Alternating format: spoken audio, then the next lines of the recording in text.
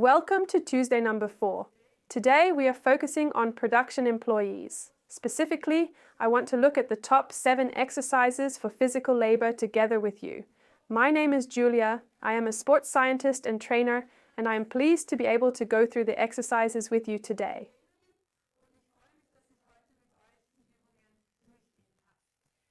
When we do physical work, there are many things that put a lot of strain on our hands.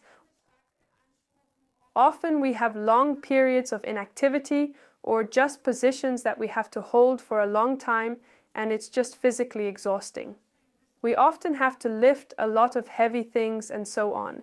And that's exactly what we want to look at today, which exercises can help counteract this and how you can create a bit of balance even during working hours so that you can briefly come down in between and get your body going again and bring it into balance. Okay, we'll start right away. We'll start with the hands and we'll warm them up very briefly. This is not yet the first exercise, but we will put our hands together like this and make circles in a lying 8 motion. It also looks a bit like drawing infinity, as you might imagine, and the wrists circle.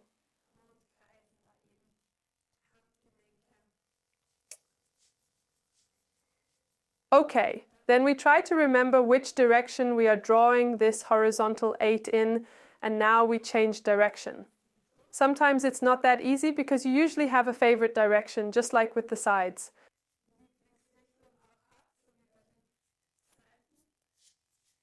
Exactly, and they're circling again. Good, then we'll start with exercise number 1, and that is to touch fingertips together. And now we look. Now we have an opening and we want to get it as small as possible. And in this position, we will make a little rocking motion with our hands.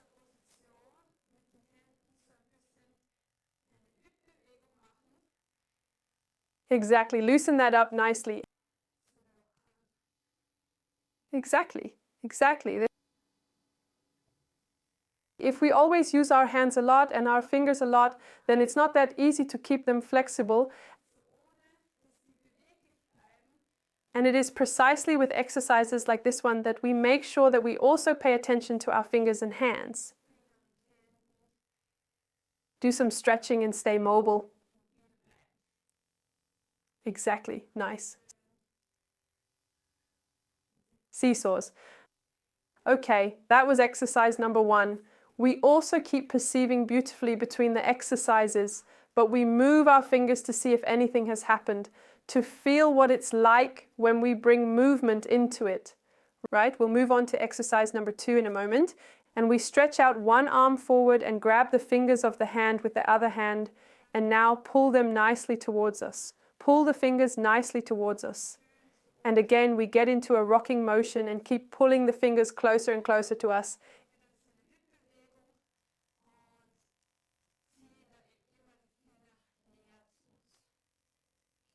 Exactly, closer to the body. You can feel that anyway, the stretch. You can feel the stretch nicely anyway. You can feel the stretch in your forearms and also in your fingers.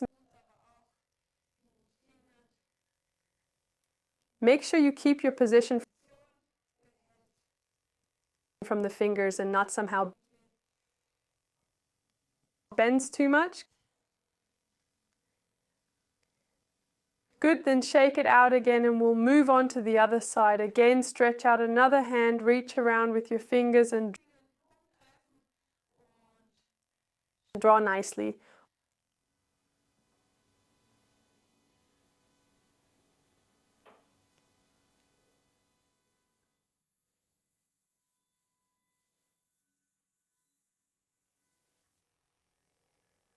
Also make sure that the upper arm stays nice and still. We actually move everything mainly from the hands.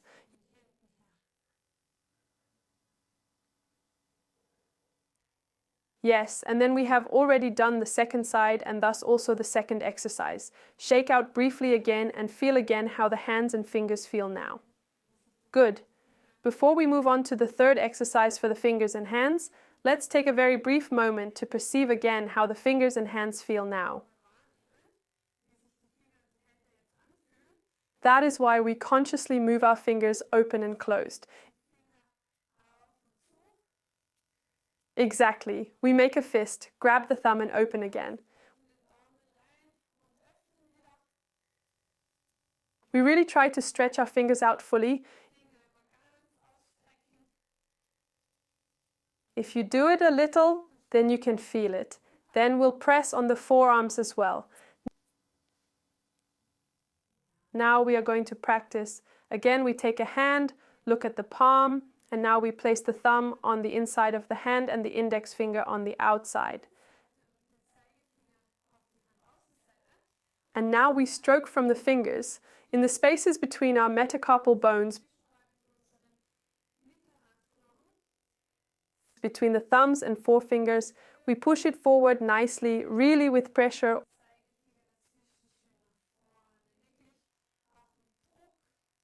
Always 2 or 3 times per interstice. The hand sweeps forward beautifully. Exactly. Nice and slow. You shouldn't stroke it so superficially, but really press into it and stroke it along there.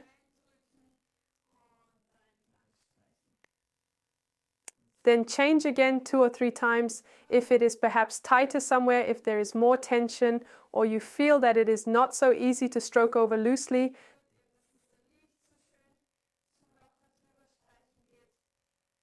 Then maybe even a few times more often. Good. Then there's also the one between your thumb and index finger. Exactly. Good. And when we've done that, then we'll now feel again how the left hand feels compared to the right, or rather for me it's the left hand right now. We compare the one we've already reached out to with the one that's still coming.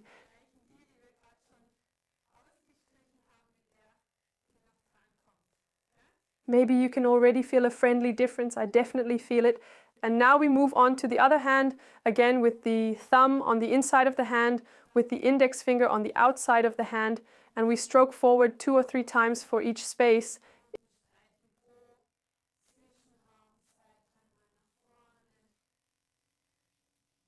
Exactly, loosen it nicely. The fascia in the hands.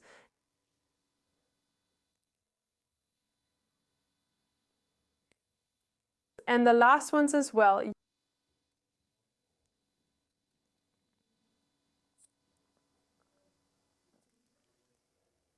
Yes, and I also need to briefly feel again how it feels now.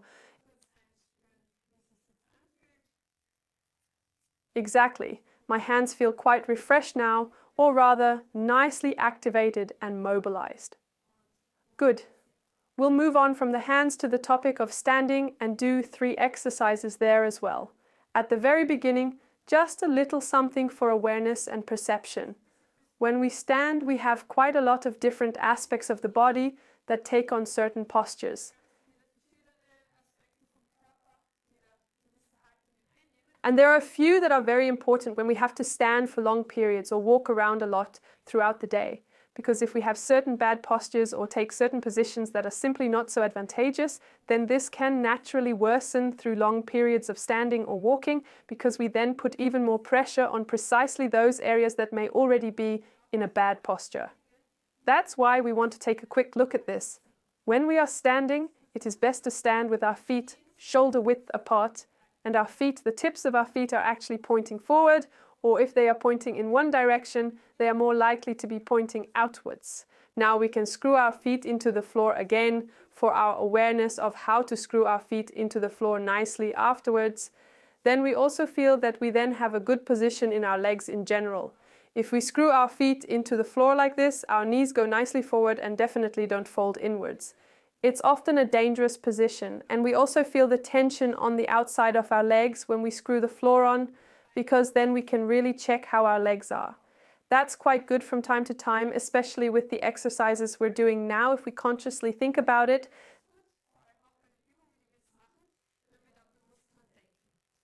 Then, in terms of the pelvis, it is very problematic if, for example, you have tilted your pelvis forward very much and stand for a long time, because this puts a lot of force on your lower back. And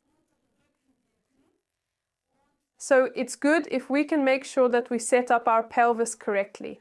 That means we don't want the pelvis tilted too far forward. but we don't want it tilted all the way back either. We want a nice intermediate position so that our lower back is actually nice and straight when we reach forward. Of course, internally it is not completely straight because our spine wants to be curved, but that's how we see it. We are beautifully straight. Good, then let's do it again. But this time we consciously tilt the pelvis forward and back and try to find a nice centered position. Exactly, that's very important for standing as well. And then we'll look at another important thing at the top. And of course we want to avoid hunching our backs too much, also later on when lifting. That's why we try to pull our shoulder blades back together instead. And take a look there too. Deliberately switch between these positions. Exactly. And now also make sure that we have our shoulders down and pull our shoulder blades downwards. Of course, I can't stand like this all day, but it's really good to have these reference points and to keep reminding myself of them throughout the day, consciously looking at my posture from time to time and adjusting a little. Okay, we'll start right away and do the exercises standing up really quickly. And for that, we'll stand a bit wider and move from right to left, shifting our weight from the right to the left leg.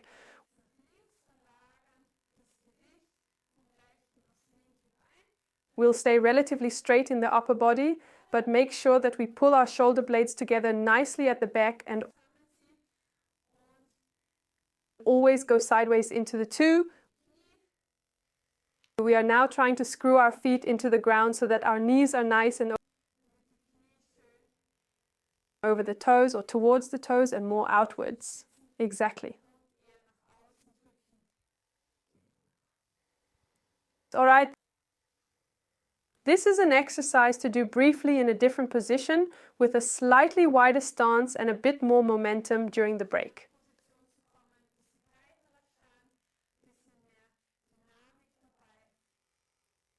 Okay, that's it for the exercise. We'll move on.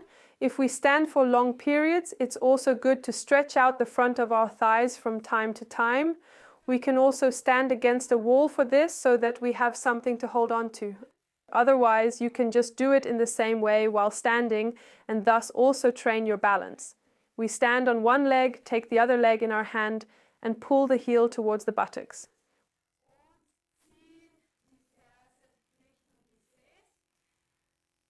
We really try not to hold the pelvis as I am doing now, but to push forward and tighten the buttocks. Then we increase the stretch a little more. Exactly. 30 to 60 seconds on one side.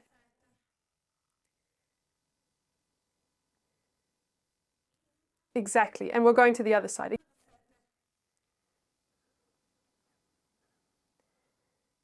Exactly. Really look again. Don't push the pelvis back, but push it forward.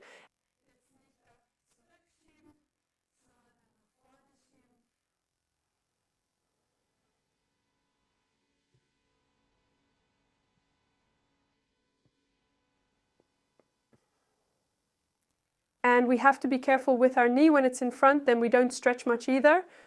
We'll make sure the knees stay together.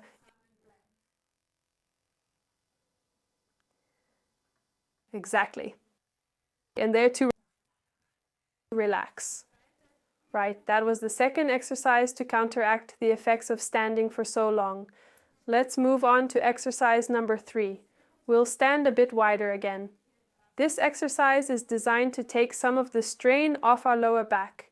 To do it, we'll bend forward. We can also bend our knees slightly, and now we'll rock up and down. I'll show it from the side again.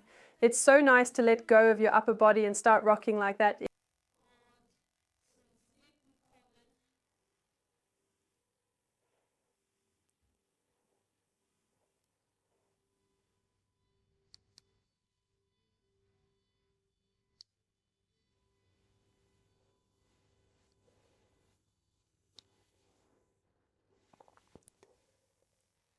In this position, we will do a second variation of the exercise.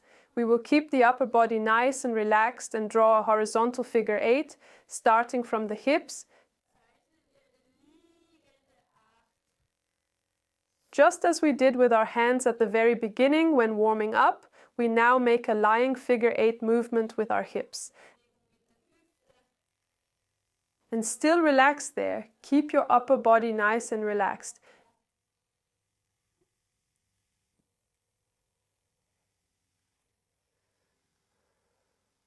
And of course, you can change direction there too.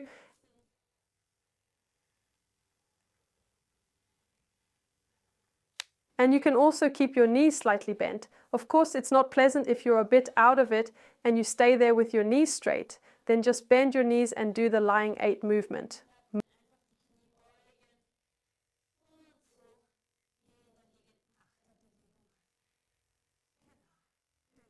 Alright, we will now come to the last exercise. In the previous exercises, we worked in a standing position, and in production or in general, when we do physical work, there are also many lifting movements. So to finish up, we'll just quickly go over the correct technique for lifting. Namely, we have the deep squat, which is very important, and what it should look like.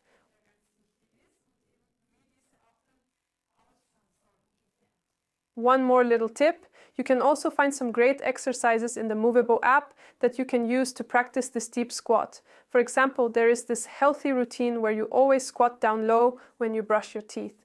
And it's really great if you take a look at the things there, if you might have problems or want to build up mobility for the deep squat.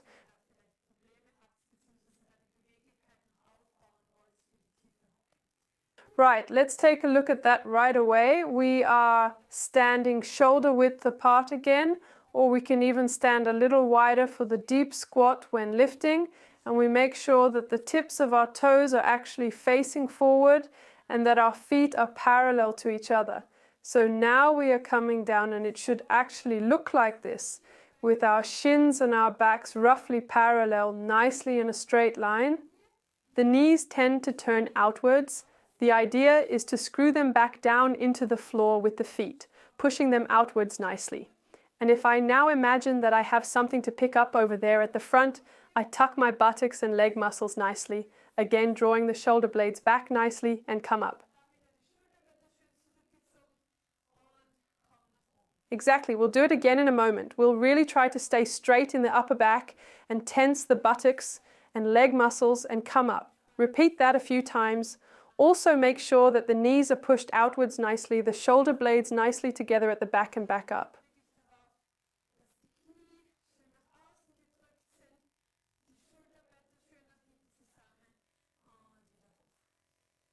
Exactly. Maybe once for the sake of perception we do it the wrong way and bend round forwards. We don't want that. That's why we pull our shoulder blades back again and come up that way.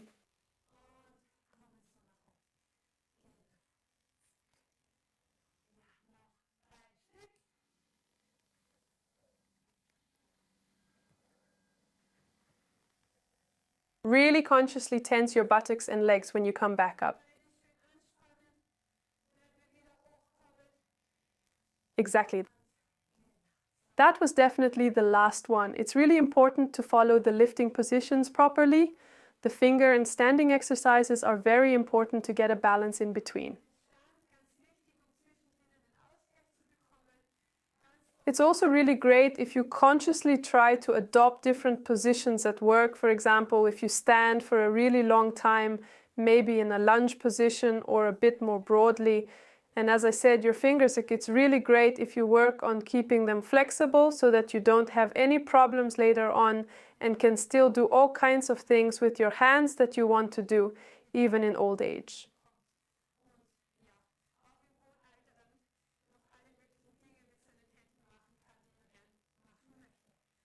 Thank you for participating. I hope you really enjoyed that. I hope you did too. And then I look forward to seeing you again maybe. And I hope you are now busy collecting points for the move days. Goodbye.